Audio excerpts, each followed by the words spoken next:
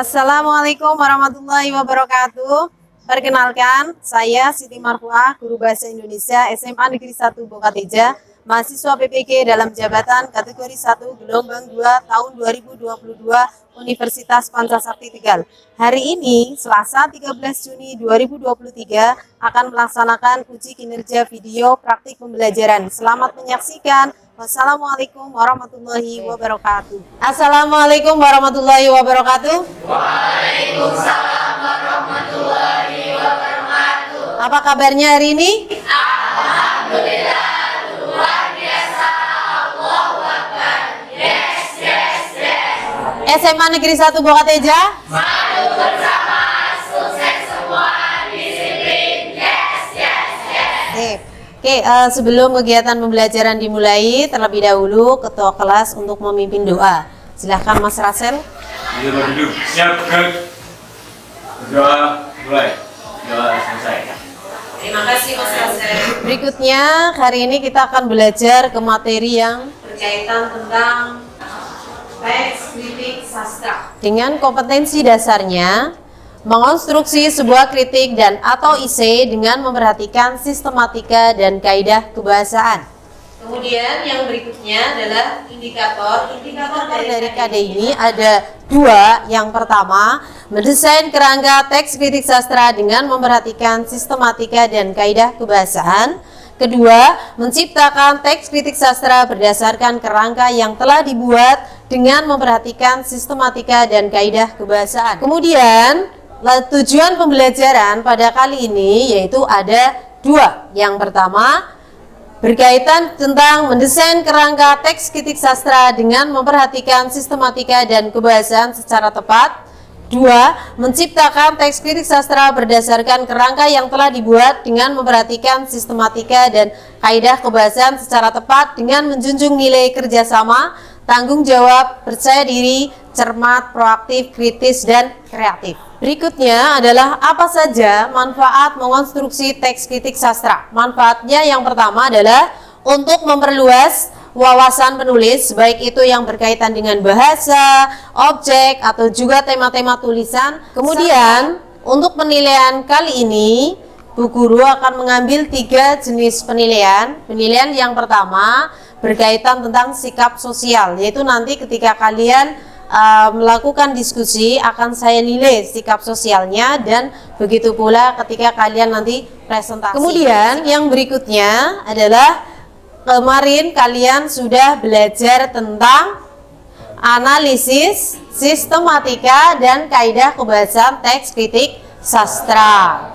Nah, kemarin sistematika dari teks kritik sastra ada apa saja? Masih ingat apa tidak? Ya, siapa yang mau menyampaikan? Ya, silakan Fadia. Ya, pertama pernyataan pendapat, yang kedua penyampaian pendapat. Sip sekali. Kemudian yang berikutnya, kaidah kebahasaannya ada apa saja? Ya, silakan Isna.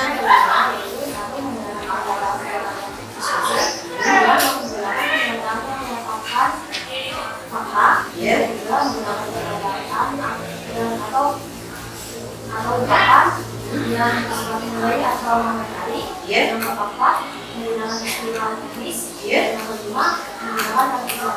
Ya, betul sekali jawabannya ya. Alhamdulillah masih ingat, dan yang lain saya juga yakin bahwa kalian itu masih ingat dengan materi yang kemarin, yakni menganalisis sistematika dan kaidah kebahasaan teks kritik sastra. Nah, yang berikutnya, jadi intinya nanti yang pertama kalian lakukan adalah mengerjakan pretest dulu di quizzes. Kemudian yang berikutnya adalah kalian menyimak video terkait tentang langkah-langkah dalam mengonstruksi teks kritik sastra. Ketiga, kalian nanti akan dibagi menjadi beberapa kelompok. Nah, dari kelompok ini nanti kalian harus menyusun jadwalnya, dibagi tugasnya masing-masing anggotanya, gitu ya. Lalu yang berikutnya adalah kalian melakukan presentasi. Setelah presentasi dilakukan, akan memperoleh evaluasi terkait karya yang telah kalian buat.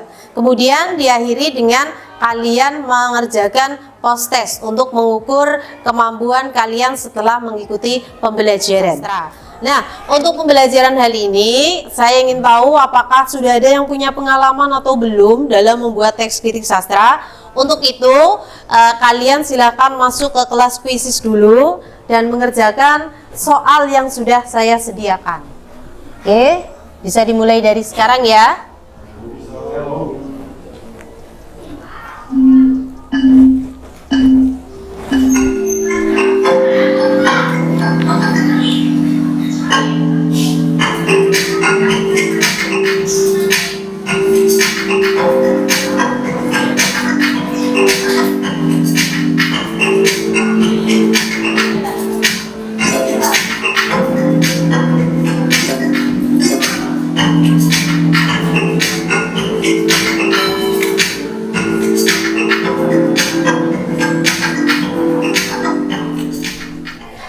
Ayo, cepetan. Sudah selesai apa belum? Yo, oke. Ini sudah ya. Berarti ini hasilnya. Nanti kita setelah pembelajaran, mudah-mudahan hasilnya lebih baik. Berikutnya adalah bagaimana cara mengonstruksi teks kritik sastra. Ada yang tahu? Nah, kalau belum ada yang tahu, kita simak videonya. Ditulis biar tidak lupa. Langkah konstruksi teks kritik sastra.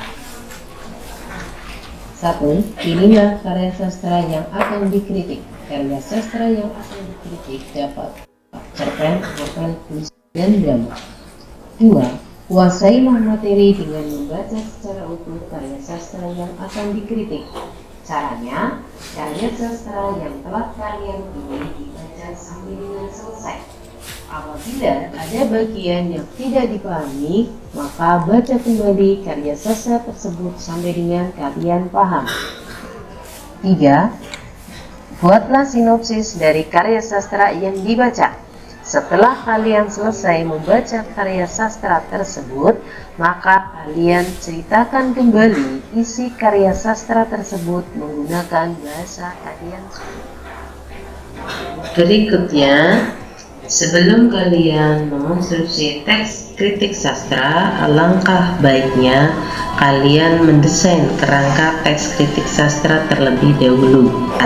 Berikut ini saya contohkan cara membuat kerangka teks kritik sastra. Pertama adalah menentukan topik. Misalnya ini adalah cerpen yang saya baca tentang robohnya surau kami. Nah, topik yang dibahas di dalam cerpen tersebut adalah berkaitan tentang kehidupan beragama. Nah, lalu yang berikutnya adalah pernyataan pendapat. Nah, ini berkaitan dengan sudah membahas tentang langkah-langkah mengonstruksi teks kritik sastra ya. Nah, biarkan melakukan analisis berlebihan ya. Ya, tadi sudah melihat video tentang menganalisis cara membuat atau mengonstruksi teks kritik sastra. Ada apa saja langkahnya? Ada yang terus?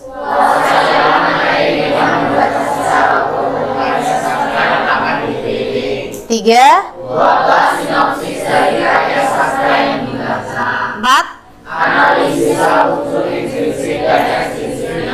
5. Data kelebihan dan kekurangan karya tersebut. 6.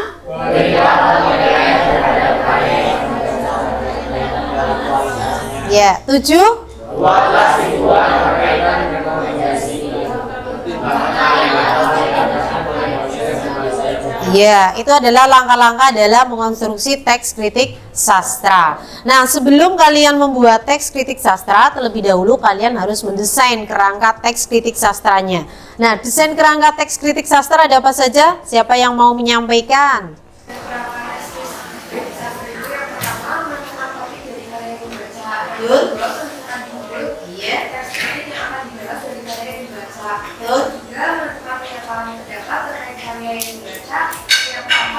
Sinopsis dari karya yang dibaca, lalu menentukan penyampaian pendapat berupa kelebihan dan kekurangan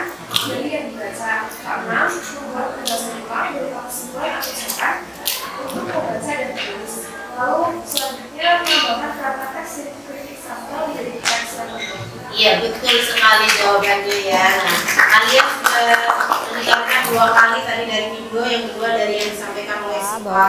Yang namanya membuat atau mengonstruksi teks kritik sastra itu biar nanti hasilnya atau teks kritik sastranya itu sistematis, paling nggak harus dibuat desain kerangka terlebih dahulu gitu ya. Nah, sampai di sini ada yang ditanyakan tidak?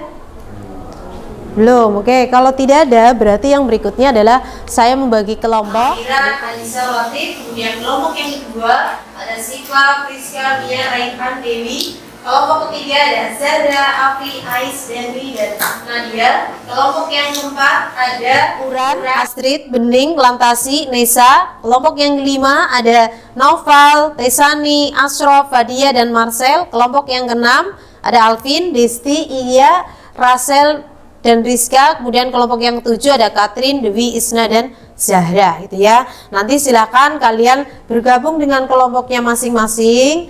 Kemudian perwakilan dari masing-masing kelompok silakan nanti mengambil LKPD-nya. Nah, sebelum kalian masing-masing perwakilan kelompok mengambil LKPD, saya jelaskan dulu terkait tentang isinya. LKPD ini isinya yang pertama, ini ada label. Label ini digunakan nanti yang kalian tempelkan di kertas berwarna ini ya, kertas cover yang berwarna untuk membuat desain kerangka teks kritik sastra. Jadi desainnya nanti hanya berisi tentang ide-idenya saja atau pokok-pokok yang nanti kalian tuangkan ke dalam teks kritik sastra. Kemudian yang berikutnya ada lembar kerja kalian, yang di sini ada lembar berkaitan tentang desain kerangkanya yang kalian tuliskan di sini. Terus kemudian nanti yang dalam bentuk gambar di kertas cover berwarna. Nah, setelah itu ada lembar yang berikutnya adalah teks kritik sastranya yang utuh gitu ya. Nah, kalau misalnya ada yang bingung, kalian bisa bertanya dengan saya atau membaca tentang petunjuk penggunaan LKPD ini. Nah, di belakangnya lagi ini ada cerpen yang nanti akan kalian jadikan sebagai bahan untuk mengonstruksi teks kritik sastra. Nah, sampai di sini bisa dimengerti tentang LKPD-nya? Silakan masing-masing kelompok untuk mengambil dan langsung bergabung dengan kelompoknya masing-masing. Silakan LKPD-nya diambil.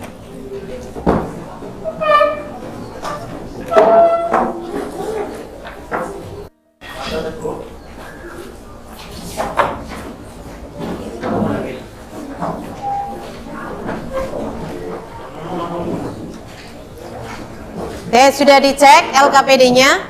Itu ada penyusunan jadwal juga ya.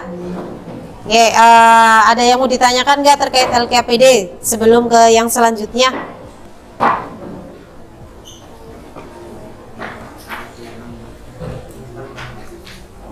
Kalau tidak ada, kita langsung menyimak video pembacaan cerpen. Kalian bisa sambil melihat teks cerpen yang sudah saya siapkan di LKPD.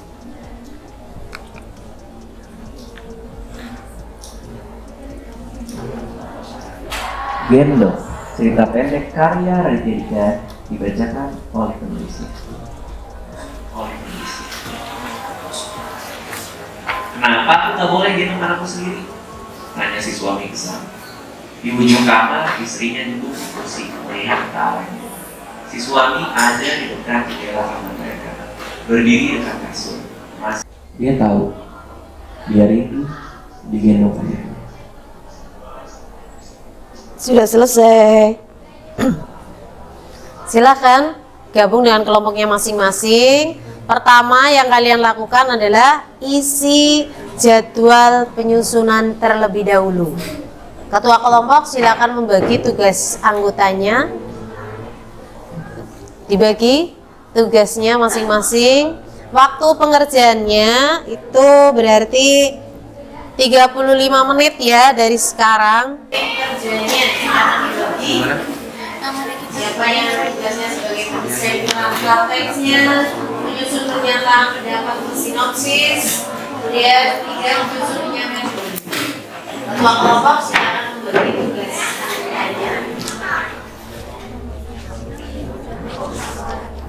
Diisi dulu ya jadwalnya ya. Nih. Urutkan ini dulu. Iya. Waktunya 35 menit ya dari sekarang.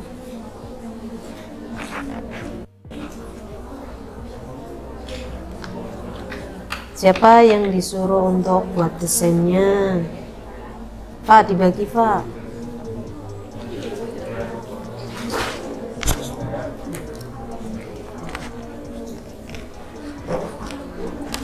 Sekarang nanti kalau sudah tinggal kalian kirimkan peta konsepnya ke Padlet.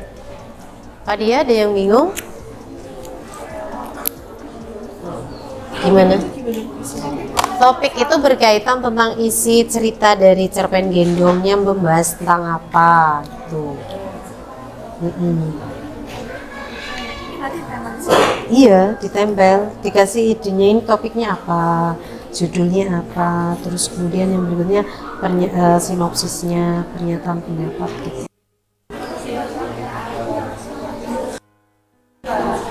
Kelompok Alvin ada yang bingung? Ada yang bingung nggak? Ya ada. Oke, lanjutkan.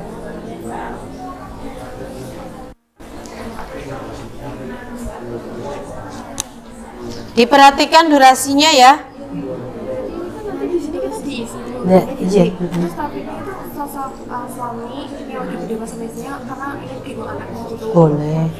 Tapi kalau topik ini lebih singkat saja, dibuat lebih singkat. Tentang. Boleh. Sama, ini tuh. Iya, nggak dikembangkan. Intinya di sini cuma intinya saja. Saya penyampaian tadi banyak pasti bilangnya apa. Idenya saja. Jadi kan kamu ada berapa paragraf gitu ya, misalnya untuk penyampaian pendapat. Ya, misalnya ada 3. Nah, misalnya gaya bahasa di cerpen gendong, terus kedua alurnya, ketiga apa gitu. Jadi hanya poinnya saja. Wah, paragrafnya itu di lembar ini.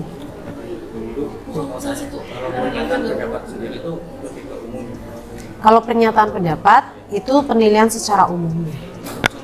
Contohnya, misalnya menurut kamu cerpennya Raditya ini bagus, apa berkualitas, apa berbobot, apa justru sebaliknya. Ya, nanti bukti-buktinya di bagian penyampaian pendapat. Bahasa. Ya, bahasa.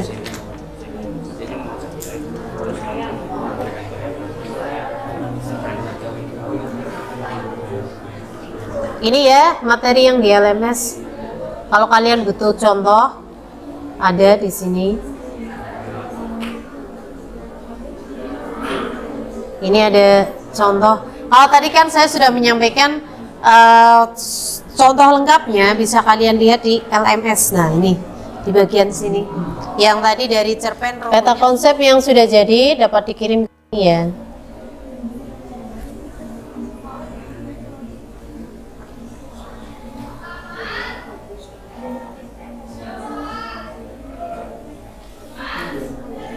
Nanti difoto dulu, dikirim. Jangan lupa diberi nama.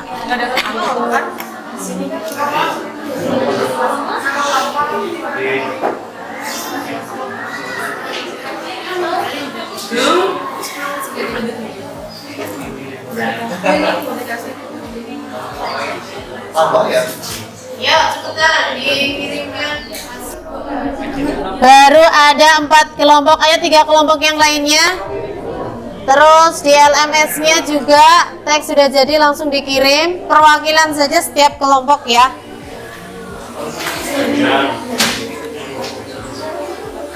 Kelompoknya Siva sudah mengirimkan.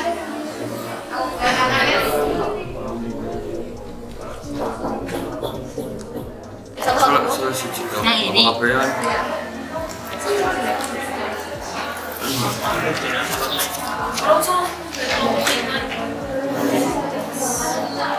Yang dikirimkan ke LMS itu teks kritisasa yang sudah jadi ya. Kalau Pak yang desain kerangkanya Padlet, jadi jangan terbuka. Delegasi fotonya kirim lagi. Gimana yang kirim ke Padlet? Sudah kelompok 1 Bu. Kalian kirimnya Harusnya nih ya. Ini tuh snapsnya nggak usah ditulis sih.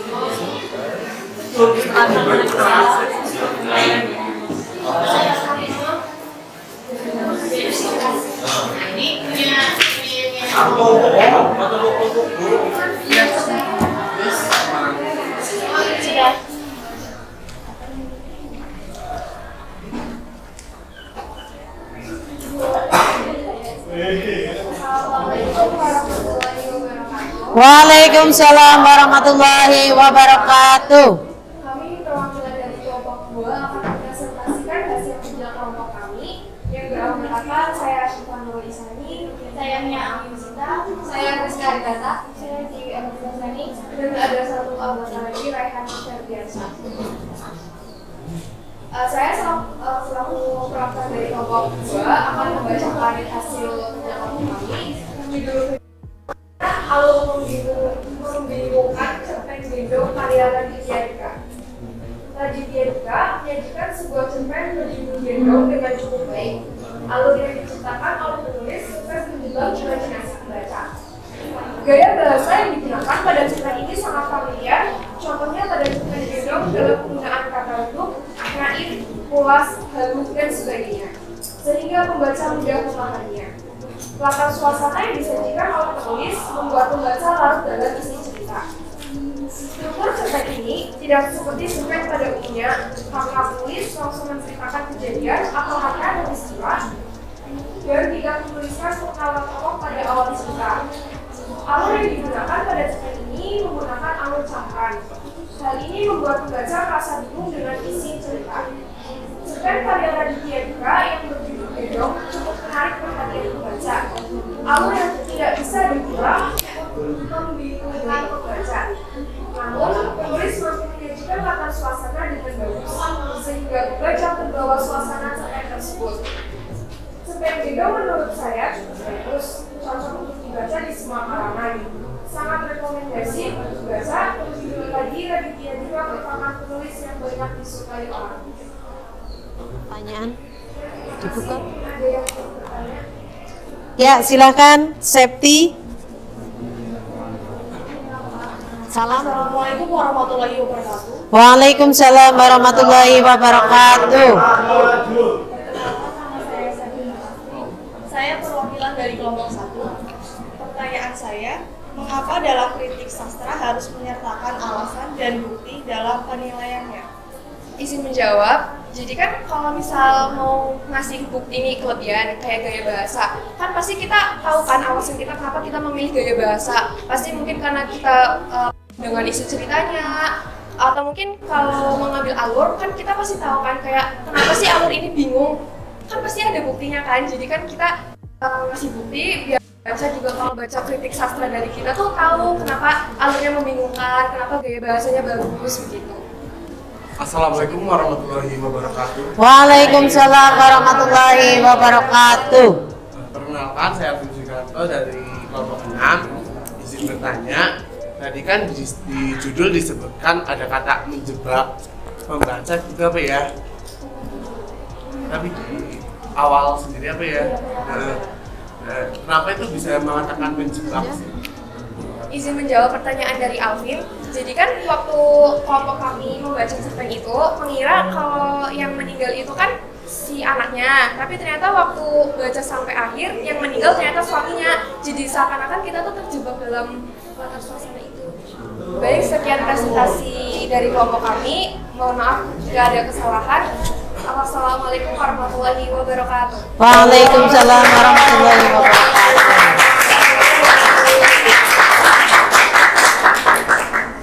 Sudah di atasnya saja, di atas. Nah.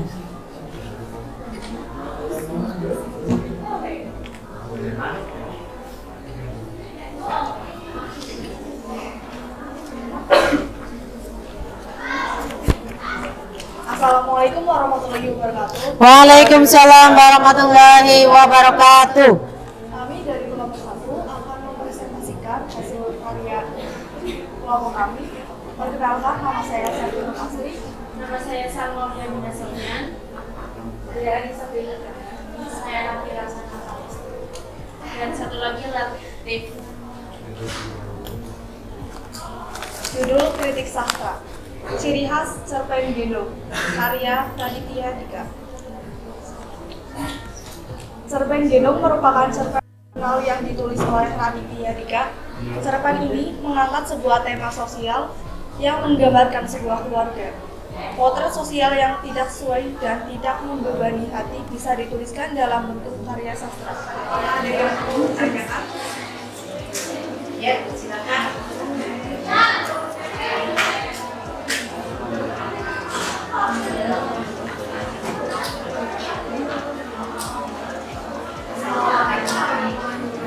Waalaikumsalam warahmatullahi wabarakatuh.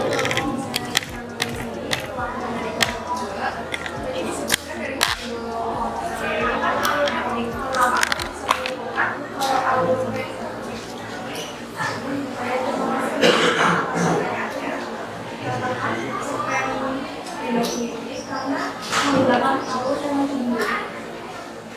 Tidak buat pemasaran.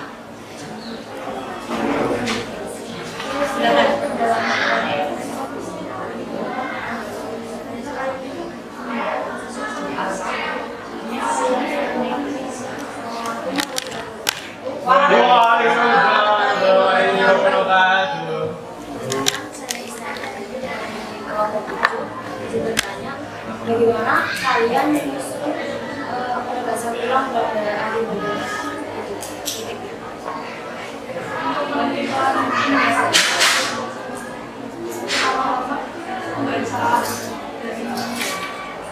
Kita dari awal, lalu menyimpulkan. Lalu penyimpulan itu bakal ditaruh ke dalam penegasan ulang. Seperti contohnya kan cerpen gendong rasanya cocok untuk dibaca oleh semua kalangan. Itu kan simpulan dari pernyataan pendapat dan penyampaian pendapat. Sekian dari kelompok kami. Wassalamualaikum warahmatullahi wabarakatuh. Waalaikumsalam warahmatullahi wabarakatuh.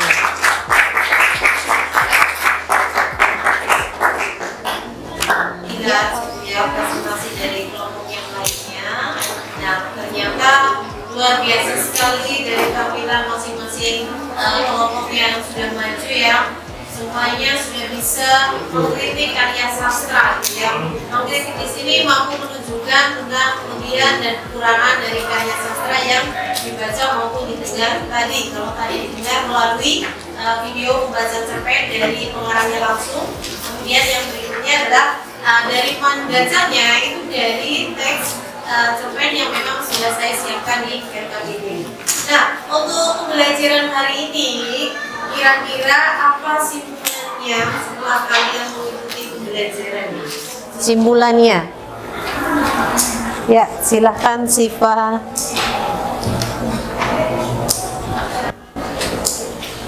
Jadi pada pertemuan kali ini saya bisa menarik kesimpulan atas pembelajaran.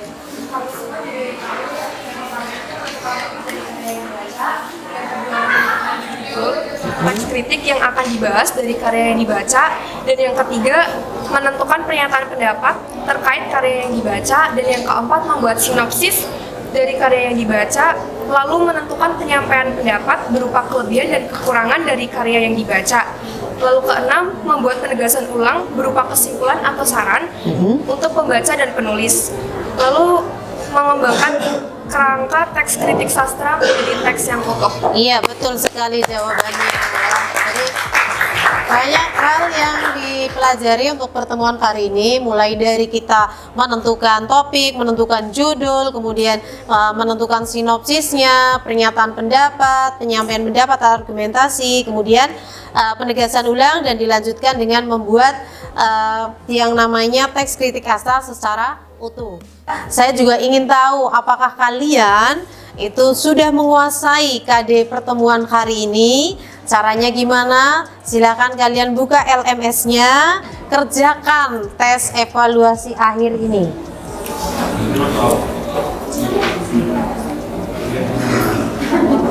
Kalian buka di kolom tes ya.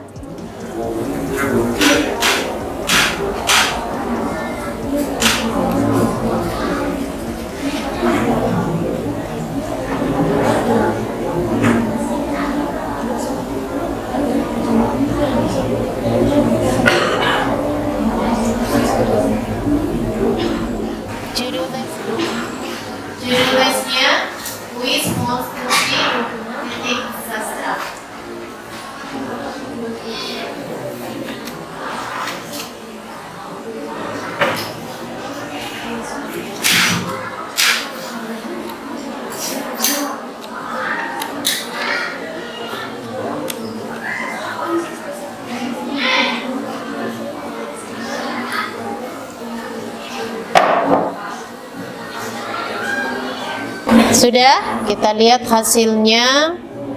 Apakah Putri sudah menguasai semuanya? Oke, baru 24. Ya, sudah 24 ini betul semuanya. Tinggal 10 anak yang belum masuk. Yuk, silakan yang belum, segera. Ya, tinggal 3 anak berarti yang belum, segera dikirim. Ya, tinggal 1 anak yang belum. Silakan segera. Kemudian yang berikutnya, kira-kira dari pembelajaran hari ini apa kesulitan yang kalian alami? Ya, silakan. Setelah membuat kritik sastra, supaya menarik, kami masih memiliki kesulitan untuk menentukan kata-kata apa yang menarik seperti itu. Iya, oke, betul sekali ya. Nah, kalau kata Katrin tadi, katanya itu ketika membuat kata-kata yang menarik itu mengalami kesulitan. Nah, kira-kira kalau kelompoknya Alvin bagaimana biar kesulitan itu terselesaikan? Izin menjawab mungkin dari pernyataan dari Katrin, bagi kelompok kami mungkin gimana sih cara mengatasi kesulitan itu. Mungkin zaman sekarang kan literasi kan nggak cuma perlu di buku nih ya Bu. Iya, betul. Bisa digital dan lain sebagainya. Mungkin dengan banyak literasi bisa mengatasi kesulitan untuk merangkai kata-kata tersebut. Iya, betul sekali ya. Jawaban yang luar biasa itu ya. Ya, dengan literasi kita bisa mencari kata-kata yang menarik sehingga untuk merangkainya pun kita tidak merangkai dalam bentuk kalimat pun tidak mengalami kesulitan. Itu baru kesulitan yang pertama. Kesulitan yang kedua, yo siapa yang mau menyampaikan ya? Silakan Ihya. Ya benar. Menentukan judul yang tepat untuk karya sastra supaya pas dengan yang isinya yang dibahas apa itu. Iya, betul sekali, pertanyaan yang bagus. Nah, kira-kira bagaimana kelompok yang safety untuk bisa membuat judul yang bagus terkait kritik sastra? Untuk menentukan judul yang menarik, pertama-tama kita harus menguasai isi dan pesan dari karya sastra. Dan dalam membuat judul yang logis dengan tema atau isi karya sastra. Judul harus singkat, padat, jelas. Judul harus menarik dan menggugah orang lain untuk membaca keseluruhan. Begitu. Berarti dengan kata lain untuk membuat judul itu syaratnya gimana? Biar itu menarik. Secara singkatnya saja menurut Sekti. Menggunakan kata-kata istilah. Iya, menggunakan kata-kata istilah. Untuk hari ini kita tadi sudah belajar tentang mengonstruksi teks kritik sastra dan ternyata hasilnya luar biasa, semuanya bisa menjawab dengan betul. Itu artinya kalian sudah menguasai KD mengonstruksi teks kritik sastra. Nah, untuk pertemuan yang berikutnya kita akan belajar tentang nilai-nilai dalam naskah drama. Untuk pembelajaran hari ini sudah selesai dan sebelum ditutup biasanya kita berdoa dengan mengucapkan Alhamdulillah. SMA Negeri 1 Bokateja maju bersama, sukses semua.